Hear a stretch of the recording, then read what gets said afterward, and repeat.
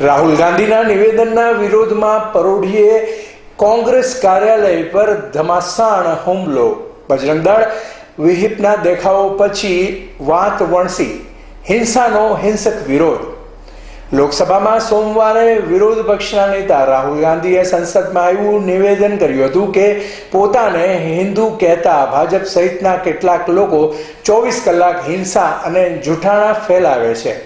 રાહુલ ગાંધીના આ નિવેદનના ઉગ્ર પડઘા મંગળવારે અમદાવાદમાં પડ્યા હતા.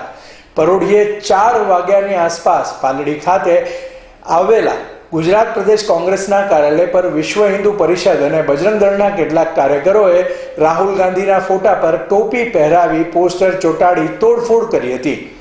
આ દાવો કોંગ્રેસના પ્રવક્તા ડોક્ટર મનીષ દોશીએ કર્યો હતો. તેમણે કહ્યું હતું કે ભાજપના કાર્યકરો કોંગ્રેસના કાર્યાલય પર તોફાન કરવા આવવાના છે તેવી એલિસ બ્રિજને જાણ કરવા છતાં સલામતી પૂરી પડાઈ ન હતી. તેમણે આક્ષેપ કર્યો કે ભાજપના કાર્યકરોએ અમારા કાર્યાલય પર પથ્થરમારો કર્યો હતો.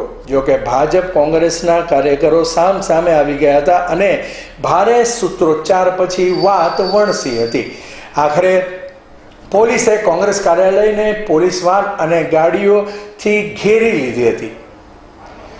ભાજપ કોંગ્રેસના સામે પથ્થરમારા, તોડફોડ. પાલડીમાં આવેલા કોંગ્રેસ કાર્યાલય બહાર સામે સૂત્રોચ્ચાર પછી દંડા ઉછળ્યા. વાહનોમાં થઈ તોડફોડ. કોંગ્રેસ કાર્યાલયમાંથી પથ્થર, દારૂની બોટલોથી હુમલો થયો હતો. અહેવાલ અશ્વિન लिंबासिया। राहुल गांधी जी ने बड़ी संसद में कल हिंदू समाज के लिए जो निवेदन दिया है, उन्होंने पूरे हिंदू समाज को हिंसक बताया है। उनकी ये टिप्पणी से, उनकी ये बात से पूरे देश भर के हिंदू समाज में बहुत बड़ा रोष है। उसीलिए युवा मोर्चा कर्णावती महानगर के कार्यकर्ता आज ये कांग्रेस कार्यालय पे राहुल गांधी जी की इस बात का विरोध करने के लिए आए हैं।